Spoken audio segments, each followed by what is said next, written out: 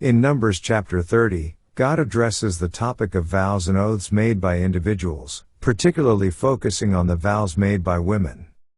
God instructs Moses to explain to the Israelites that when a man makes a vow to the Lord or takes an oath, he must fulfill it. However, if a woman makes a vow while living in her father's house and her father hears of it but remains silent, her vow stands.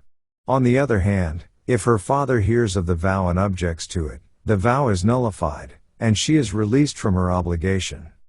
If a woman makes a vow or pledge while married and her husband hears of it but remains silent, the vow stands. However, if her husband hears of the vow and objects to it, he has the authority to nullify the vow. If her husband nullifies the vow, the woman is released from her obligation, and the Lord will forgive her. The chapter also addresses the case of widowed or divorced women. If a woman makes a vow while married and her husband remains silent, the vow stands.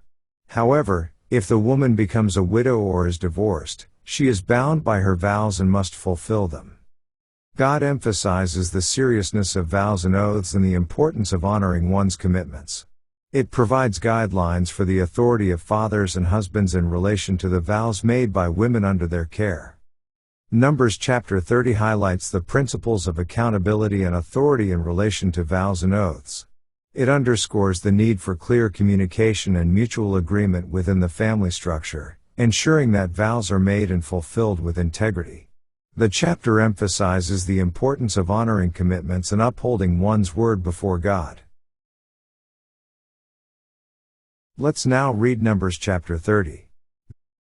And Moses spake unto the heads of the tribes concerning the children of Israel, saying, This is the thing which the Lord hath commanded.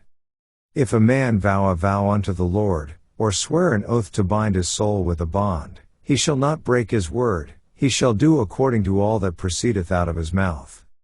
If a woman also vow a vow unto the Lord, and bind herself by a bond, being in her father's house in her youth, and her father hear her vow, and her bond wherewith she hath bound her soul, and her father shall hold his peace at her, then all her vows shall stand, and every bond wherewith she hath bound her soul shall stand.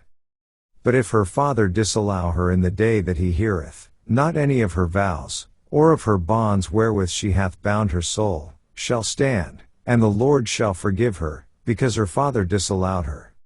And if she had at all an husband, when she vowed, or uttered aught out of her lips, wherewith she bound her soul, and her husband heard it, and held his peace at her in the day that he heard it, then her vows shall stand, and her bonds wherewith she bound her soul shall stand.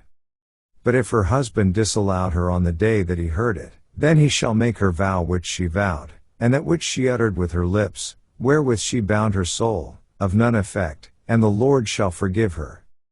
But every vow of a widow, and of her that is divorced, wherewith they have bound their souls, shall stand against her. And if she vowed in her husband's house, or bound her soul by a bond with an oath, and her husband heard it, and held his peace at her, and disallowed her not, then all her vows shall stand, and every bond wherewith she bound her soul shall stand. But if her husband hath utterly made them void on the day he heard them, then whatsoever proceeded out of her lips concerning her vows, or concerning the bond of her soul, shall not stand, her husband hath made them void, and the Lord shall forgive her.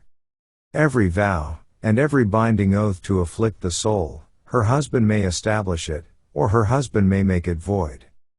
But if her husband altogether hold his peace at her from day to day, then he establisheth all her vows, or all her bonds, which are upon her, he confirmeth them, because he held his peace at her in the day that he heard them.